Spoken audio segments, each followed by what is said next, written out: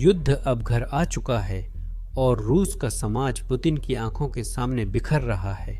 Kremlin के लिए कुछ भी योजना के अनुसार नहीं हो रहा है और अब यह संकट उनकी सत्ता को खतरे में डाल रहा है। सबसे पहले मातृभूमि की रक्षा करने में रूस की असमर्थता अब रूसी पुलिस को मजबूर कर रही है कि वे टिकटॉक वीडियो बनाएं, जिनमें रूसियों को ड्रोन से कैसे भागना है यह सिखाया जा रहा है। अब जैसे कि यह सब काफी नहीं था, पुतिन डर के मारे देश भर में इंटरनेट बंद करवा रहे हैं। वे कहते हैं कि यह यूक्रेनी ड्रोन रोकने के लिए है, जबकि असल में यह रूसियों को युद्ध की स्थिति जानने से रोकने के लिए है। लेकिन जिस तरह से अर्थव्यवस्था खराब हो रही है, लोगों का गुस्सा अब सड़कों पर फूट रहा है। उनके पास नौकरियां नहीं हैं और अब वे नौकरी भी नहीं ढूंढ सकते क्योंकि इंटरनेट बंद है। यह सचमुच रूसी समाज के सामाजिक ताने बाने को चीर रहा है। सबसे होशियार कर्मचारी, डॉक्टर, इंजीनियर, प्रोग्रामर देश छोड़कर बड़ी संख्या में बाहर जा रहे हैं। इस तरह का सामाजिक पतन अब पुतिन की सत्ता के लिए यूक्रेन में किसी भी युद्ध क्षेत्र की हार से बड़ा खतरा बन गया है। इस युद्ध के पुतिन के लिए कैसे जा रहा है, इसका सबसे अच्छा उदाहरण यह टिकटॉक वीडियो है जो अब रूसी अधिकारी बना रहे हैं।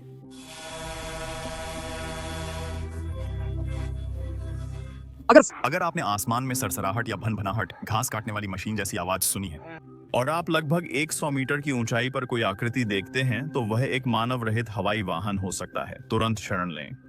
ये कोई इमारत, भूमिगत रास्ता, पार्किंग स्थल या बड़ा पेड़ हो सकता है जो छर्रों और झटकों से बचाएगा। अपार्टमेंट में खिड़कियों से दूर रहें, कांच से चोट लग सकती है। अगर आप किसी इमारत में हैं तो संभव हो तो निचली मंजिलों पर चले जाएं। निचली मंजिलों पर। अगर कार में हैं और सामने ड्रोन है तो कार रोकें, छोड़ें और शरण लें। विस्फोट होने पर जमीन पर लेटकर सिर हाथों से ढक लें। विस्फोट होने पर जमीन पर लेटकर सिर हाथों से ढक लो। उसके बाद उठ जाओ। सावधानी से रेंग या लुढ़क कर दूर जाओ। साइड की तरफ।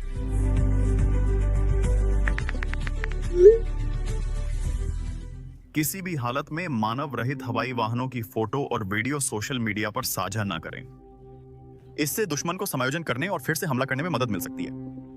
गिरे हुए मानव रहित हवाई वाहन के पास रहते हुए रेडियो संचार, मोबाइल फोन या जीपीएस नेविगेशन वाले किसी भी डिवाइस का उपयोग करना मना है। अगर आपको मानव रहित हवाई वाहन मिले तो उसे या उसके हिस्सों को न छुएं, वे जहरीले या विस्फोटक हो सकते हैं। तुरंत इस जगह को छोड़ दें। नंबर 112 पर कॉल करें। नमस्ते। ऑपरेटर से बात करते समय उसे पूरी जानकारी दें, वह समय और स्थान जहां मानव रहित हवाई वाहन मिला था। आप रूस के आपातकालीन स्थिति मंत्रालय के ऐप से मानव रहित हवाई हमलों की आपात जानकारी पा सकते हैं। सावधान रहें, सुरक्षा आपकी जिम्मेदारी है। सतर्क और सावधान रहें और याद रखें, सुरक्षा आपकी खुद से शुरू होती है। तुम जानते हो क्या, वो असल में बुरा आइडिया नहीं है। मुझे लगता है उस अधिकारी ने कुछ अहम बातें रूसी जनता से साझा नहीं की, तो मैं कोशिश करता हूं। ठीक है, ध्यान से सुनो। रूस के नागरिकों, अगर आप आसमान में भनभनाहट सुनते हैं जो घास काटने वाली मशीन जैसी लगती है, तो वह एक मानव रहित हवाई वाहन हो सकता है। ऐसी स्थिति में खुद को सुरक्षित रखने का सबसे अच्छा तरीका है कि अपने नेता को फोन कर कहें कि वह किसी और देश पर हमला न करे। मैं वादा करता हूं यह तरीका 100% काम करेगा। अगर वह सुनेगा तो ड्रोन आना बंद होंगे। अब उम्मीद है कि हम इसे रूसी में डब कर टिकटॉक पर डाल सकें, लेकिन इसमें थोड़ी मुश्किल हो सकती है। जैसा कि आप जानते हैं, ड्रोन रूसी अर्थव्यवस्था को नुकसान पहुंचा रहे हैं। लगभग 40% रूसी रिफाइनिंग बंद है। इसी वजह से 57 क्षेत्रों को ईंधन संकट का सामना करना पड़ रहा है।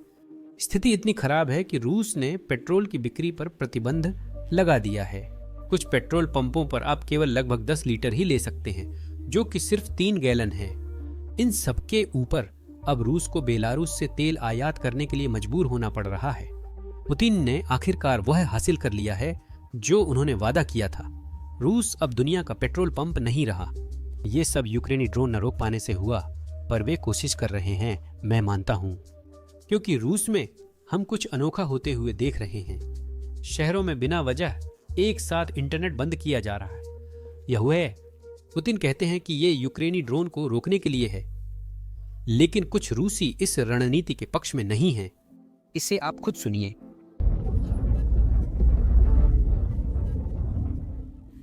संक्षेप में, वे ऐसे वीडियो शूट करते हैं।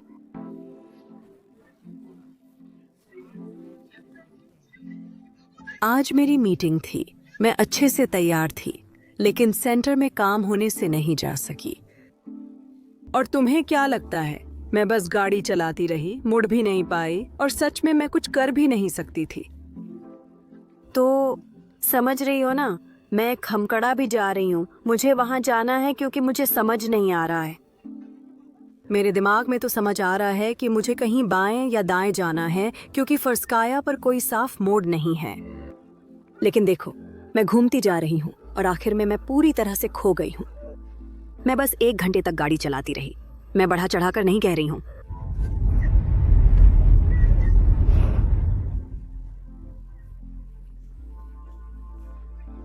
मैं बस भाग जाऊंगी क्योंकि मुझे मॉस्को रिंग रोड पर जाना है।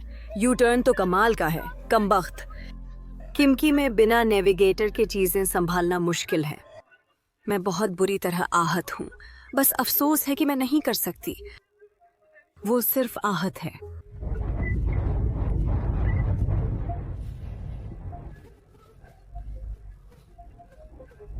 देखिए, पुतिन कुछ जीपीएस जैमिंग कर रहे हैं, कुछ सेलुलर इंटरनेट जैमिंग कर रहे हैं ताकि यूक्रेन जो ड्रोन भेज रहा है उन्हें गुमराह किया जा सके, जो कि समझ में आता है क्योंकि यूक्रेनी ड्रोन अपने लक्ष्य को खोजने और नष्ट करने के लिए इंटरनेट और जीपीएस का इस्तेमाल करते हैं। लेकिन समस्या यह है कि रूसी नागरिक यूक्रेनियों से कहीं ज्यादा परेशान हो रहे हैं क्योंकि यूक्रेनी अभी भी अपने निशाने पर सटीक वार कर रहे हैं।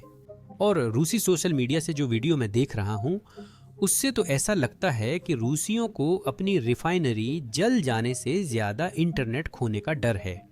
मैं उन्हें दोष नहीं देता। अब आप और मैं दोनों जानते हैं कि पुतिन ड्रोन का बहाना सिर्फ रूस के इंटरनेट पर अपनी पकड़ मजबूत करने के लिए इस्तेमाल कर रहे हैं। वह सेंसरशिप बढ़ाना चाहता है क्योंकि युद्ध उसकी योजना के मुताबिक नहीं चल रहा। रूसी अधिकारियों ने टेलीग्राम, व्हाट्सएप पर कॉल्स ब्लॉक कर दिए हैं और लोगों को नया ऐप मैक्स डाउनलोड करने को मजबूर कर रहे हैं। एकमात्र समस्या यह है कि यह ऐप क्रेमलिन द्वारा बनाया गया है और इसका प्रबंधन भी क्रेमलिन ही करता है। ऐसा लगता है कि पुतिन ड्रोन से कम लोगों के मैसेज और कॉल्स को लेकर ज्यादा चिंतित हैं। तो बाबर है, आप रूस में हैं, तो आपको पता होना चाहिए कि पुतिन सब कुछ देख सकते हैं और मुझे लगता है कि शायद वह सच में सब कुछ देख सकते हैं इस ऐप से पहले भी, लेकिन कम से कम अब वह इसे छुपाने की कोशिश नहीं कर रहे हैं। लेकिन फिर भी रूस में कुछ लोग हैं जिन्हें ठीक से समझ नहीं आता कि क्या हो रहा है। मैं आपको ये क्लिप दिखाता हूँ। ये ब्लॉक नहीं है। मैं इसे हर दिन वीपीएन के जरिए जितना चाहूं देखता हूं। क्या ये सही है? तो आपको कोई दिक्कत नहीं है। रूस में कोई दिक्कत? किसी भी वीपीएन से कनेक्ट करें और मनचाहा देखें। ये वैसा है जैसे कहना, दोस्तों मेरी कार खराब नहीं, बस मुझे उसे धक्का देना पड़ता है। दुर्भाग्य से रूसियों के लिए इंटरनेट उनकी सबसे छोटी चिंता है। जैसा कि आप हमारी कल की वीडियो से जानते हैं, रूस की कुछ बड़ी कंपनियां लोगों को नौकरी से निकाल रही हैं या अपने कर्मचारियों के काम के दिनों को 5 की जगह 4 कर रही हैं, जिससे लोगों की तनख्वाह पर कभी कभी 20% से ज्यादा असर पड़ता है। क्योंकि बात सिर्फ एक दिन खोने की नहीं है। अक्सर वे उन बोनस से भी चूक जाते हैं जो कंपनी के मुनाफा या राजस्व लक्ष्य पूरा होने पर मिल सकते थे। लेकिन अब कंपनियां वह लक्ष्य हासिल नहीं कर पा रही हैं, तो वे उस बोनस से भी वंचित रह जाते हैं जो उन्हें मिलना चाहिए था। और हर हफ्ते का वह एक अतिरिक्त दिन भी। रूसी महंगाई, खासकर खाने पीने की चीजों के चलते तनख्वाह में कटौती और भी खराब हो जाती है। आपकी स्क्रीन पर दिख रहा यह चार्ट रूसी खाने पीने की चीजों की मासिक महंगाई दिखाता है। इस साल अधिकतर समय यह 10% से ऊपर रही है। पिछले 2 महीनों में यह मुश्किल से 10% से नीचे आई है, लेकिन तब भी यह 95% पर है, तो कोई बड़ा गिरावट नहीं है। साथ ही यह आधिकारिक और समग्र मापदंड है। मुझे यकीन है कि रूसी पूरी सच्चाई नहीं बता रहे हैं। तो यह पूरे खाद्य टोकरी को देख रहा है जिसे रूसी केंद्रीय बैंक ट्रैक करता है और फिर उसी के आधार पर मुद्रास्फीति दर की गणना कर रहा है। लेकिन अगर हम उन व्यक्तिगत चीजों को देखना शुरू करें जिन्हें रूसी लोग बहुत खाते हैं, तो स्थिति और भी खराब है। आइए आलू को एक उदाहरण के तौर पर लें, क्योंकि यह रूसी आहार में सबसे बड़ा मुख्य खाद्य पदार्थों में से एक है। रूस में आलू को अक्सर दूसरी रोटी कहा जाता है। यह उसका उपनाम है। रूस आलू खाने वाले शीर्ष 5 देशों में है और औसतन एक रूसी व्यक्ति लगभग 300 पाउंड आलू खाता है, जबकि यहाँ संयुक्त राज्य अमेरिका में यह लगभग 150 पाउंड है। पिछले 12 महीनों में आलू की कीमतों में 200% की बढ़ोतरी हुई है। यह सिर्फ 12 महीनों में 3 गुना हो गया है। इसका मतलब है कि यह सिर्फ 1 साल में 3 गुना हो गया है। यह पिछले 23 वर्षों में सबसे तेज बढ़ोतरी है। यह परिवारों के लिए बड़ी समस्या है, खासकर जब उनकी तनख्वाह कम हो। अब अगर मैं आपसे पूछूं कि ऐसी स्थिति में सरकार को क्या करना चाहिए? उन्हें कुछ करना चाहिए जिससे आम रूसी लोगों का दर्द कम हो सके।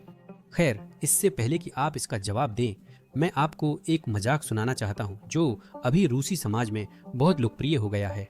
यह अपनी ही स्थिति पर हंसने का एक तरीका है। रूसी लोग रूसी सेना की तुलना एक शराबी पिता से करते हैं। एक दिन वह शराबी पिता घर आता है और अपने बेटे से कहता है, अरे बेटे, शराब की कीमत बढ़ रही है। सरकार ने अभी नया टैक्स लगा दिया है। तो बेटा कहता है, ओह वाह, क्या इसका मतलब है कि आप अब कम पिएंगे?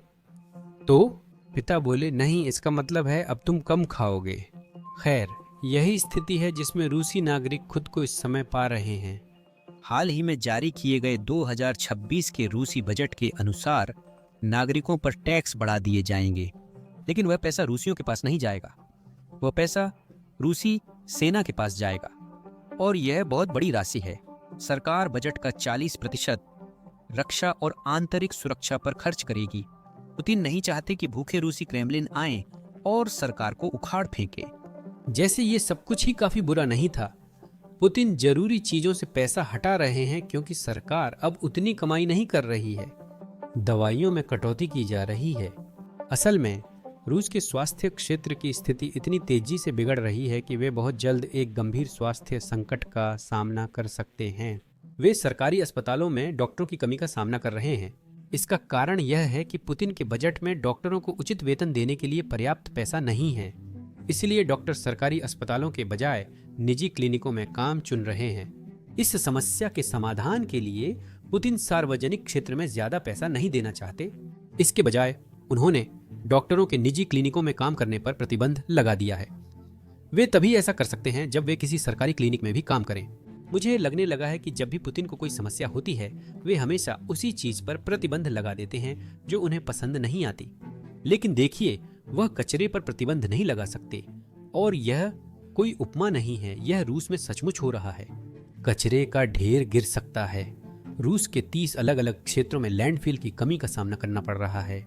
इन लैंडफिल्स को 2019 में बदलना था, लेकिन पुतिन अपनी युद्ध निधि बनाने में बहुत व्यस्त थे, तो उन्हें अभी तक नया लैंडफिल नहीं मिला है जिसे 6 साल पहले बनाया जाना था।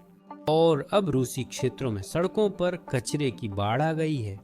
यह बहुत बुरा है कि पुतिन बस कचरे पर प्रतिबंध नहीं लगा सकते, लेकिन आप कभी नहीं जानते, शायद कल का वीडियो उस खबर को कवर करेगा। लेकिन आज के लिए इतना ही। अगर आपने सब्सक्राइब नहीं किया है तो नीचे सब्सक्राइब बटन दबाएं, क्योंकि हमारा लक्ष्य साल के अंत तक 2 मिलियन सब्सक्राइबर पाना है।